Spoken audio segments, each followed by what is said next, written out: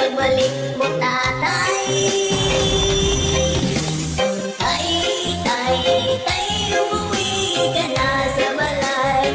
Inang bayan mo ay naghihintay sa pagbalik mo, tatay. O natawag kang presidente sa Pilipinas ay nagsilbi. Maraming nabagong patakaran, war on drugs sa iyong tinutukan.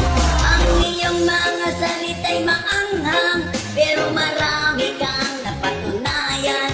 Pati korupsyon na iyong tinudukan, presidenteng di malilimutan. Ay, umuwi ka na sa bahay.